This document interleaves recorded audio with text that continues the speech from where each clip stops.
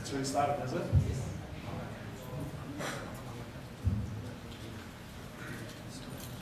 إن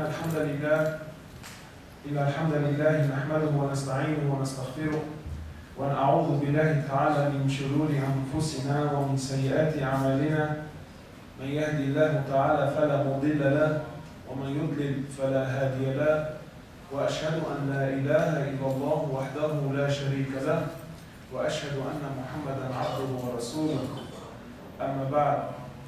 My dear respected brothers, we start first and foremost by praising Allah Azza wa Jal, the King, the Master, the Sustainer, the Creator of everything that we see and everything that we don't see. Allah subhanahu wa ta'ala is the one who every single living thing relies on Him, and He relies on nobody. This is the greatness of Allah Azza wa Jal. Every single one of us exists because Allah allows us to exist. None of us are walking around now due to our own free will or due to our own abilities. We are here because Allah allows us to be here. We send peace and blessings upon His beloved creation, His best creation, and that is our beloved Prophet Muhammad sallallahu alayhi wa sallam, our teacher, our master. And my brothers, I remind myself and I remind you all to have fear of Allah Azza wa Jal. To have fear of Allah Azza wa Jal. The brothers were asking me to maybe touch on Dunya, touch on the topic of Dunya. And there's a beautiful story that I always like to narrate. The story is mentioned in Al-Isra'iliyat, and it was made famous by Yusuf Estes. And I'm sure if any one of you was to jump on YouTube and put in the 3 loaves of bread, you'll get the story. It's a very, very deep story. It has a lot of meaning to it. And I wanted to share it today because it deals directly with the issue of dunya. And the story has it says that Isa alayhi salatu wasalam, he was traveling with some of his companions. So Isa alayhi salatu wasalam, he was traveling with some of his companions. So they got hungry. So they got together and they collected whatever money they could, and then they appointed one man and said to him, how about you go into the town and whatever you can buy with this money, buy us some food so that we can eat. So this companion, he took the money and he goes into the town, and when he gets into the town, he uses his money and he realizes that all that this money could buy was 3 loaves of bread. Now automatically, and please, when you listen to the story, try to live the story, not just be entertained by it, you know. Put yourself in this man's shoes. So he looks at the 3 loaves of bread and he's starving. He's thinking, man, there's a lot of companions back there and there's only 3 loaves of bread. If I take this back, how much am I really going to eat? So Shaitan whispers to him, gives him, that friendly advice. Says to him, look, how about you eat one, go back and say that all you could buy was 2. And that's exactly what he did. So he ate one of them, went back to Isa alayhi salatu wasalam, and gave him the 2 loaves of bread. So Isa says to him, who ate the 3rd? The man is baffled. Who ate the 3rd? He's thinking, how did he know? So automatically, the first thing he did, and a lot of us tend to do this, was he lied. He says, but there was only 2. He says, I only bought 2. So Isa alayhi salatu wasalam, he didn't want to argue with the man. They carried on their journey.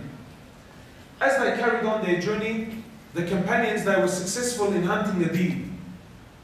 So they seen a deer, they hunted it, they cooked, they all sat around and they ate this deer. So then Isa alayhi salatu wasalam, Jesus, by the will of Allah Azza wa Jal, he gives life back to the deer in front of their very eyes. Gives it life. It came back to life. It stood in front of them and ran away. So he leans over to the man and says to him, I'm asking you, by the one that gave life to this deer, who ate that 3rd loaf of bread? The man insists. He says, but there was only 2. He says there was only 2. So he didn't argue with him. They carried on their journey. Until eventually they got to like a flooded river. They had to cross the river, so they needed to get to the other side, and this river was flooded. So Isa alayhi salatu wasalam, he gathers his companions, they all hold hands, and then by the will of Allah Azza wa Jal, he allows them to walk on the surface of the river. The surface of the water. They walked on the surface of the water and then they got to the other side. The men are amazed. A miracle in front of their very eyes.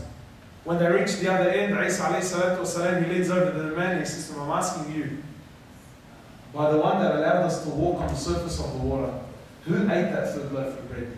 The man says, but there was only two.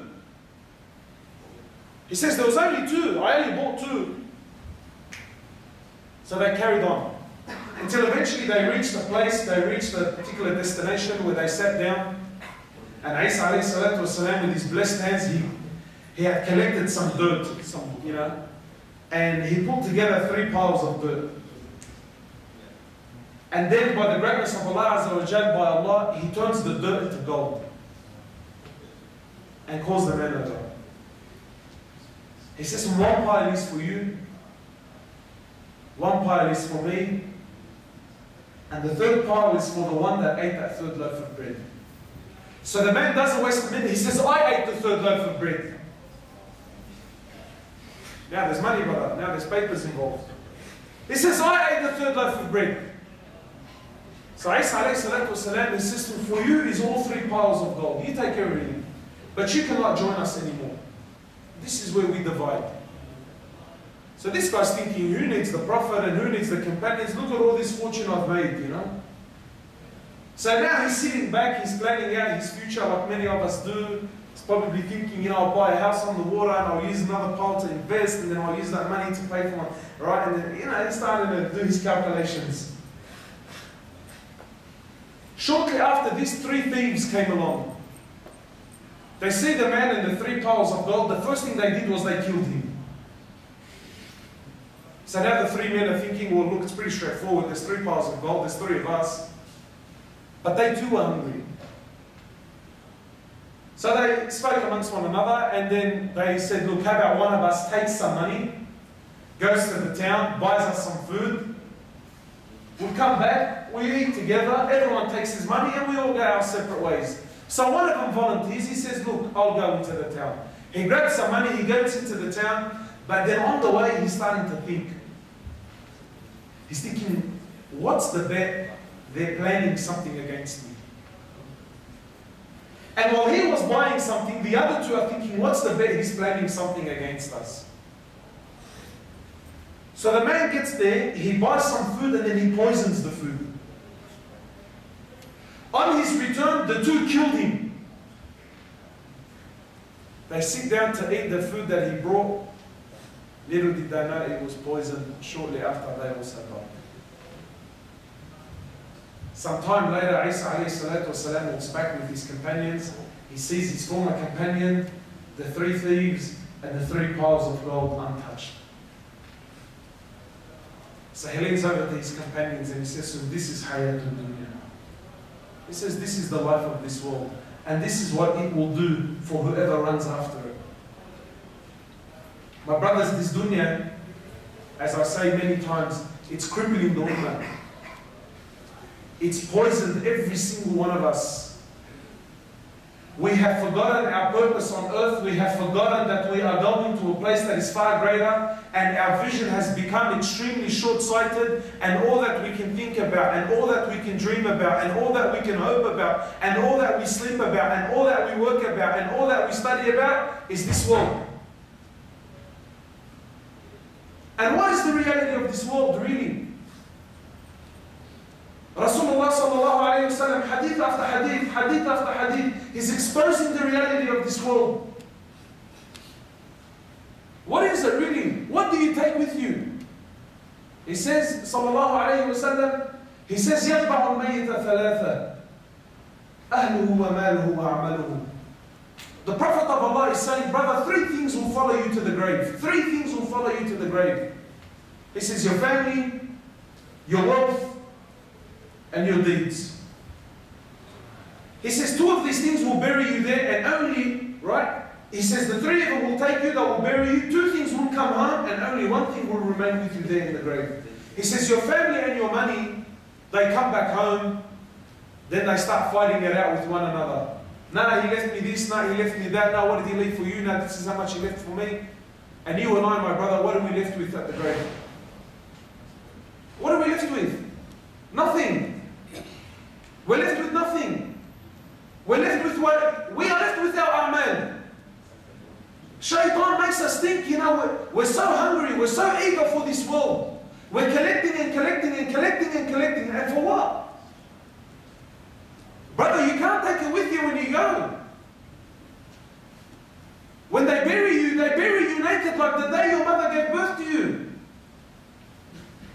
You don't take anything with you. What did one of the kings of the past say? He says, when you bury me and stick my hands out of the grave. So his men were thinking, you know, what's...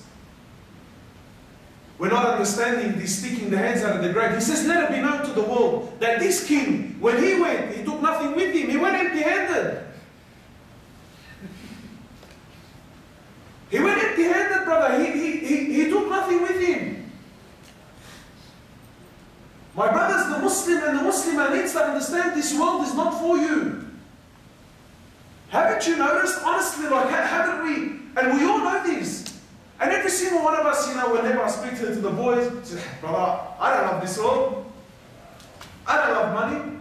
Allah says, وَتُحِبُّونَ الْمَالَ حُبًّا جَمًّا. Allah says, verily you love wealth. Allah says, you love wealth. And then even Allah subhanahu wa ta'ala, He says in the Quran, He says, بَلْ تُؤْثِرُونَ الْحَيَاةَ الدُّنْيَا وَالْآخِرَةُ خَيْرٌ وَأَبْقَى. Allah is speaking to you, my brother. Allah, your creator, the one who designed you, the one who designed everything around you. Allah is saying, do you choose this world after the hereafter? بَلْ تُؤْثِرُونَ الْحَيَاةَ الدُّنْيا. What is this world compared to the hereafter? Rasulullah sallallahu alayhi wa sallam, he says, مَا الدُّنْيا فِي الْآخِرَةِ. The Prophet of Allah, my brothers, Rasulullah sallallahu alayhi wa sallam is saying, what is this world compared to the hereafter? What is it? He says it's like one of you is to dip his finger into the ocean. One of you is to dip his finger into the ocean and see what comes back. What do you return with? Have you ever done this before? It's that little drop. You know that first big drop and then it falls? He says that is this dunya and the vast ocean is the hereafter. My brothers, does it make any sense that we give up this ocean for that little drop that's on your finger? Does it?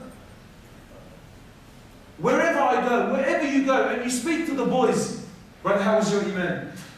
Oh, brother, you know, it's not the best. Brother, why? Oh, brother, I'm busy. What are you busy doing? Oh, brother, you know how it is. Well, it's just work and business and studying, and I'm doing this and I'm coming in, I'm going there and whatever have you. And he's spending his whole life doing all of these things and he's forgetting his purpose. Brother, Allah subhanahu wa ta'ala, He didn't create you. My brothers, please, we need to understand. Allah subhanahu wa ta'ala, He didn't create us, you know, for you to work hard and buy cars and buy fancy houses and mashallah go on holidays at the end. Allah subhanahu wa ta'ala didn't create you for any of this. This is not this is not the reason why you are on earth. Allah subhanahu wa ta'ala created you for a reason, for a purpose that is far greater. Allah subhanahu wa ta'ala says, I've created you for worship. You're in this world for how long? 50, 60 years. He says, you worship me in these 50, 60 years. If you pass the test, for you is a paradise, an ever-living abode. تجري من أنهار تجري من تحتها. He says, جنات تجري من تحتها الأنهار. He says, a paradise under which, under your feet, rivers flow. خالدين فيها أبدا. You will be in there for eternity. What is this world? He says, sallallahu alayhi wa sallam, the Prophet of Allah, he says in the hadith, he says, لو كانت الدنيا, that if this world, you know this world that we're so attached to, man, we're so in love with, speak to any one of us, honestly, if we are really sincere and we are honest. Any one of us now, grab any young man, any old man, grab any sister, any married sister, anyone, tell a sister, what is your dream? Muslims, tell him, what is your dream? What is your ideal life? Brother, of course to worship Allah, brother. What do you? But in the process, the ideal life is to earn that right degree, making big money, very little work. We own my house, I own it outright, you know. Got this beautiful car in the driveway. And mashallah, we go to Hajj every year maybe, or maybe Umrah trip, me and the family, you know, in the middle of it. That's our dream. That's what we're living for. Allah subhanahu wa ta'ala doesn't want any of this. Sahaba and Rasulullah sallallahu alayhi wa sallam who had nothing.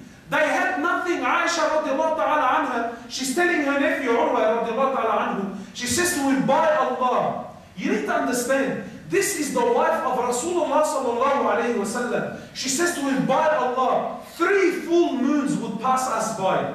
Not 1, 3 full moons, 2 full months, 2 full months would pass us by, and not a single flame would be lit in any of the 9 houses of Rasulullah sallallahu alayhi wa sallam. Not a single flame, no boiling, no cooking, of any sort. Of any sort. In not 1 house, in the 9 houses of Rasulullah sallallahu alayhi wa sallam. So Urwa asked her, he says to her, oh my auntie, how did you people live? How did you survive? She says to him, Al-Aswadan, Al-Tamr wal-Ma. She says to him, we lived off water and dates. Except maybe every now and then one of the neighbors of Rasulullah sallallahu alayhi wa sallam, if he milked his goat, they used to send us some milk. This was the life of not mashallah, our teacher, our sheikh. Rasulullah sallallahu alayhi wa sallam, the greatest creation of Allah. The greatest creation of Allah. And this was the life. And sometimes we think, brother, relax. He lived in Saudi. We live in Australia. The conditions are different. Rasulullah sallallahu alayhi wa sallam in the Sahih Hadith, he says, Allahumma ja'al rizqa ali Muhammadan quta. Rasulullah sallallahu alayhi wa sallam used to make the dua, oh Allah, make the provisions not only for him. He says, for me and my family, make the rizq of my family the bare minimum. He says, make the rizq of my family the bare minimum. One time he's seen Aisha eating twice in one day. And we're not talking like she had, Big Mac meal or... What was she eating? Bare minimum, basics. Basics. He's seen her eating twice in one day. Maybe in the morning he's seen her eating some dates, and then in the afternoon he came back and he seen her, maybe she was having some, like that really coarse bread. He says to Aisha, have you got nothing to do but eat all day? He says, so is this all that you live for, eating? What did she eat, man? She had 2 morsels of food. One time he was walking with Abdullah ibn Umar radiallahu anhu. This is Rasulullah sallallahu alayhi wa sallam, my brothers. He picks up a date off the floor. And it was a rotten date. So he picks off the rotten part until whatever he can salvage. And then he leans over to Abdullah and says, do you want some?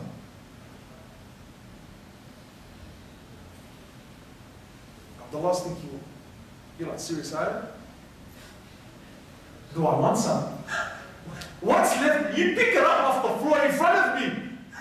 And I see you taking off the rotten part. It's not like, it was something he had in his pocket. I see you take off the rotten stuff in front of me, and now you're asking me for a what? He says to me, Ya Rasulullah, with all respect and adab, he says to me, look, I don't desire it. He says to me, oh Abdullah, for you it's an issue of desire.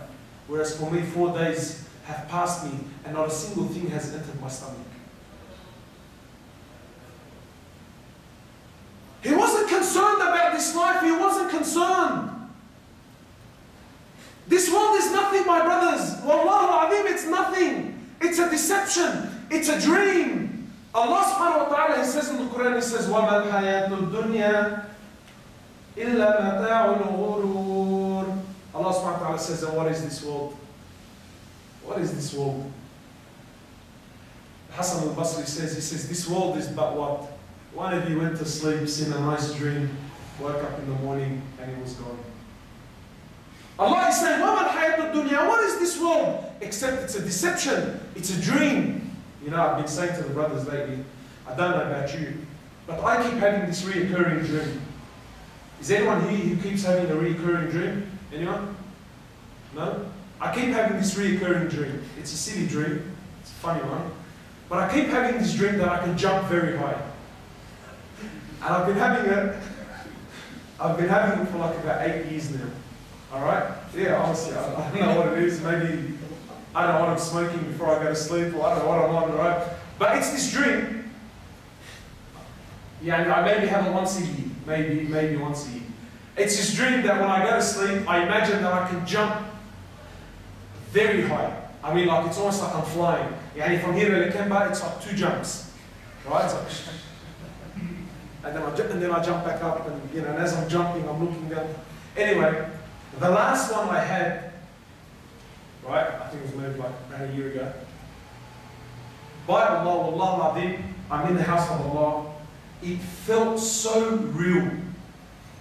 It felt so real that when I woke up, and I live in Guildford, when I woke up, I didn't like, it didn't feel like it felt like I was still in the dream. So I woke up out of the bed, and when I got up, I came to jump. And I realized, hang on, I'm actually not going anywhere. I thought, wow, it felt that real. That's how real this dream felt. And honestly, how many of us, and please boys, you know, we're kicking back now, let's be honest. How many of you have really had that dream?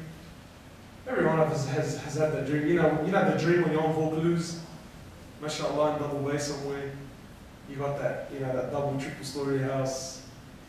You know, that beautiful house that's on the water. You got this gun of a wife, 6'2", looks like a Ferrari. You look outside the window and there's this beautiful BMW X5 parked in your driveway. You think, yeah, that's it, that's it. And then you wake up in that dream, you wake up and you realize that you're living in your father's granny flat in Auburn. And the Ferrari-looking wife looks like a maxi van, all-seater. And then you look outside and what was supposed to be an X5 in the driveway is a repairable write-off Mazda 3 you've been trying to sell for 6 months, but no one wants to buy it because it's on revs. But we're all living this dream. We're all living this dream. Like you're going to take it with you. My brothers, how many people came before us and left? What did they take? What did they take? Brothers, we're here to worship Allah. We're here to worship Allah. Please understand, Allah doesn't care about these trivial things. Allah doesn't care. Rasulullah sallallahu alayhi wa sallam, he says in the Sahih Hadith, he says, لو كانت الدنيا تعدل عند الله جناح بعوضة ما سقى كافرا منها شربة ماء. The Prophet of Allah is saying that, my brothers, if this world, he says it doesn't, but if this world was to equal in the eyes of Allah the wing of a mosquito, Allah wouldn't give a single kafir a sip of water to drink. And really logically, you imagine, this kafir or this disbeliever or this enemy of Allah, he's an enemy of Allah, he's an enemy of Rasulullah sallallahu alayhi wa sallam, he's harming the Muslims, yet Allah subhanahu wa ta'ala still gives him on a daily basis. And he's not just giving him, he's giving them fame and empires and businesses and millions of dollars and women and cars and everything that you and I desire so much. Allah is giving them, and He's giving them in an abundance. He's giving and giving in an abundance. Why? Because Allah doesn't care. It means nothing to Allah anyway.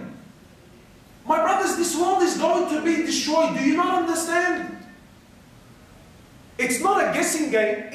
Allah is definitely going to destroy this world. He's definitely going to do it.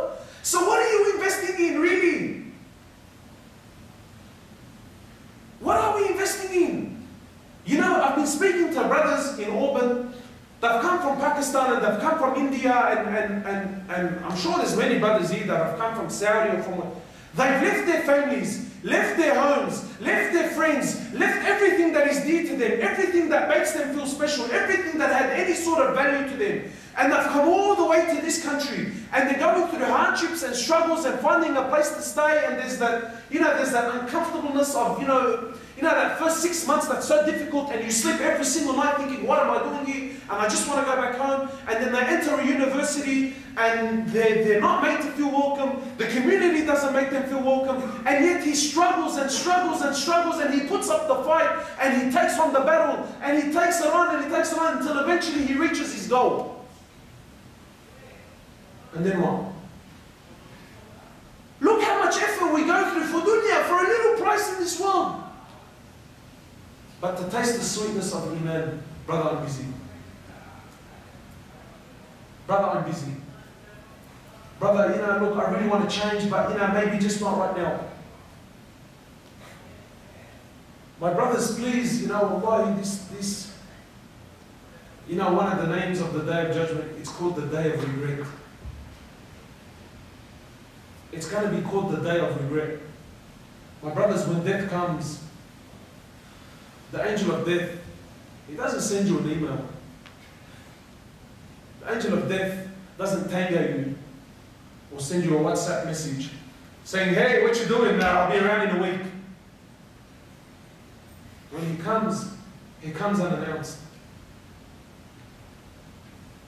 And what's our condition going to be? Really, honestly, what's our condition going to be? You know,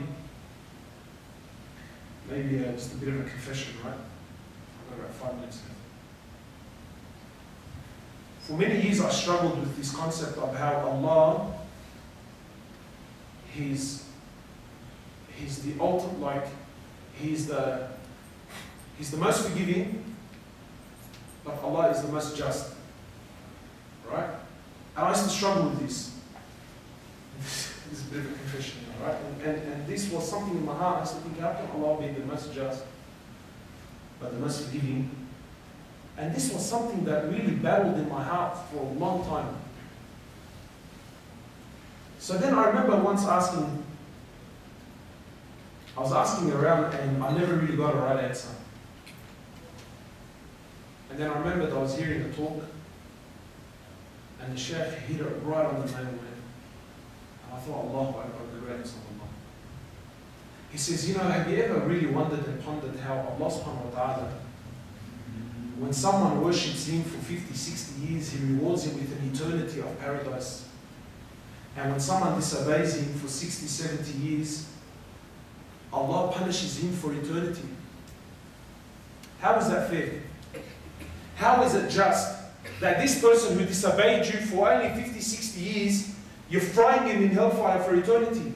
Where's the justice in this? I mean, surely you would think that, look, you know, you disobeyed me for 60 years, I'll punish you for 60 years, yeah? Allah, why are you throwing the kuffar in hellfire for eternity? Where's the justice in this? So listen to what he says, you know. He says, when Allah subhanahu wa ta'ala takes the life of someone, Allah knows that the condition of the person at death is the condition he was going to be in for eternity anyway. So when a Muslim dies and he used to make salah during his death, Allah already knew that had this man lived for eternity, he was going to always establish his prayer anyway. That's why Allah rewards him with an eternity of paradise. And when someone dies with no Quran in his life, with no salah in his life, you know, sometimes we think, oh, so young. No, he wasn't young. Allah knew very well, had this man lived for eternity, he was never going to pray anyway. Therefore, he goes into Jahannam for eternity. This is the justice of Allah Azza wa Jalla. So really, honestly, I want to ask you, if I died right now, if you and I were to die right now, and the condition that we're in, you know, now, honestly, every one of us, we're in this dream. Wallahi, we're dreaming. That, brother, relax. Why are you stressing, brother? I'm still young. When I finish uni, you don't know what I have planned. I have a big Umrah trip coming up. I have a big Hajj trip coming up. Brother, relax. As soon as I pay off my house, I know it's riba, but relax. As soon as I pay off my house, Allahu Akbar, ibadah, ibadah, ibadah. And shaitan has us in this web, you know. Brother, don't you understand that if you died right now, you will face Allah as someone who was going to be paying riba for eternity. If you die now without salah in your life, you will die and stand before Allah as someone who was never going to establish salah. How many sisters have died without hijab on? How many sisters have died with... How many? This was going to always be our condition. And this is the ultimate justice of Allah subhanahu wa ta'ala. And this is also His ultimate mercy. So my brothers, this world, you know, it's a big web. It's a big dream. Shaitan has us so wrapped and we think, you know, brother, relax. I have it all under control. Brother, millions said the same words before you. Millions said the same words before you. and they failed miserably. What makes you think you're so good? So my brothers, to come back to the issue, you need to understand that this world, it's not for us. This world, no matter how much you have in this dunya, it will never satisfy you. Haven't you, like, you know, I mean, I use this example all the time. Does any one of you remember his first car? Does anyone remember his first car? Can I just get a show of hands? Anyone that can remember his first car? Yeah? Do you remember what a piece of crap that thing was, man? My car was the biggest bomb in the world. But when I bought that thing, bro, I'm telling you, you know what, this Ferrari dealership has nothing on me, man. I was sitting back thinking, this is it, bro, this is the bomb. Not the bomb, like the bomb as in the good thing. But how long did that feeling last? How long did that feeling last before that car that I thought was so great?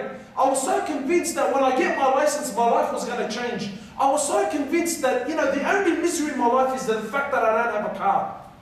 I got my license, I got my car, and 2 weeks, 3 weeks, 4 weeks, a month, 3 months into it, that car that was supposed to bring me so much happiness became the most embarrassing thing in my life. And since then, I've been upgrading my car since, and I'm still not happy. Brothers are rolling cars out of dealerships, rolling them out of a dealership. I wish I had a bit more money, I wanted to put a sunroof in. If I had a bit more money, I would have got the optional nav. How many of us were so content, we were so sure of ourselves that the only misery in my life, the only reason why I'm not enjoying my life is because I'm not married yet.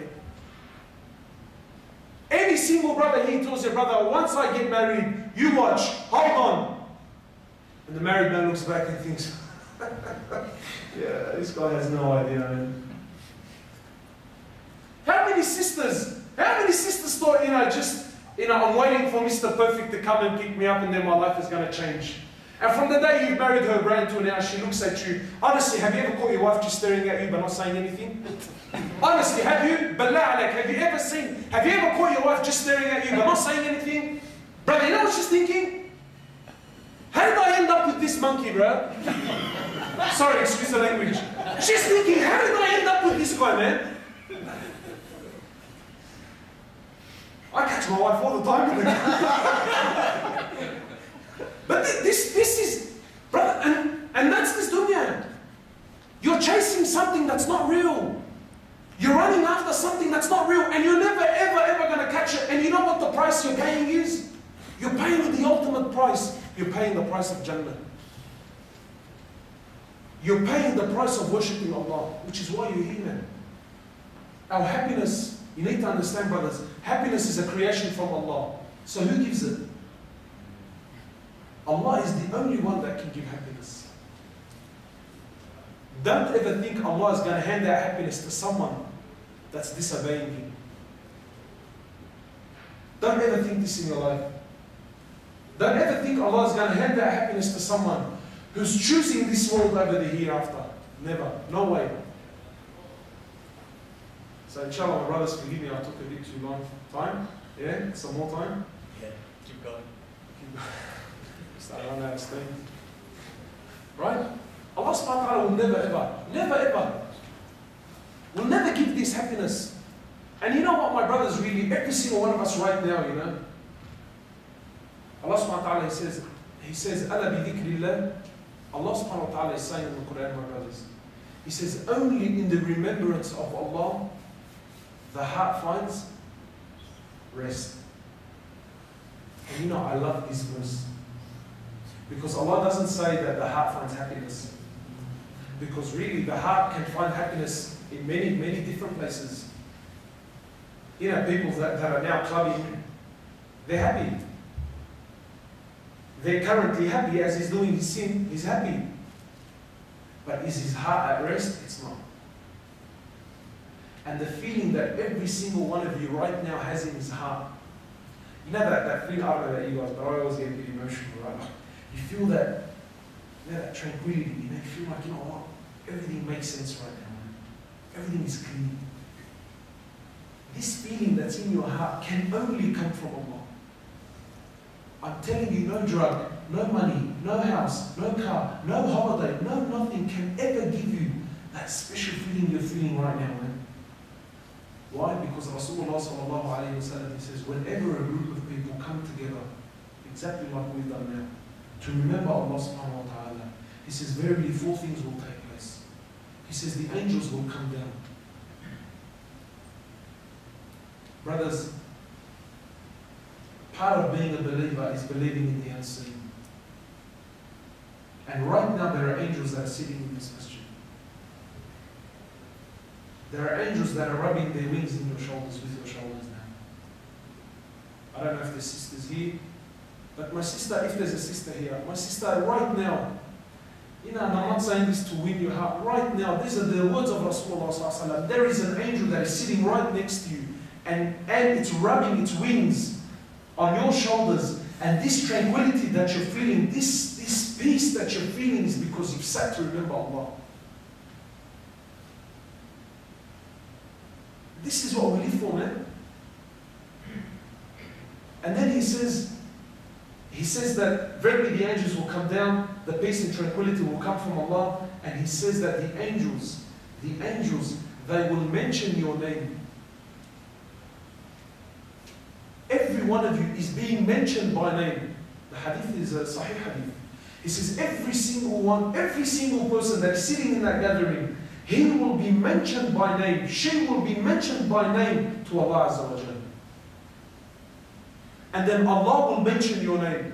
And Allah will boast about you in a gathering that is far greater than this one. What does that mean? It means He will boast about you by name to the likes of Jibreel and Mikael and to the angels that are around you.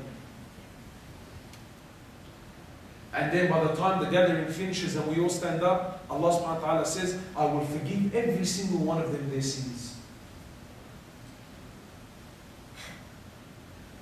And I love this part of the hadith. So an angel comes to Allah. He says, Ya Allah, but there's a person that's sitting in the gathering, and there's always this person here, always. He says, Ya Allah, there's someone that's sitting in the gathering, he doesn't want to be there. You know how there's always one of us who got stuck with the brother, he said, look, we're only going to pray Maghrib and come back. And you think, Ya Allah, when is this guy going to shut up so we can all go home, bro? There's always that person, right, who just got caught up. Brother, I don't want to be here, but the guy won't finish and I want to go home, right? So the angel, this isn't the hadith. So the angel says to Allah, says, Ya Allah, but there's someone, he's there, but he doesn't want to be there. Allah says, I forgive him also.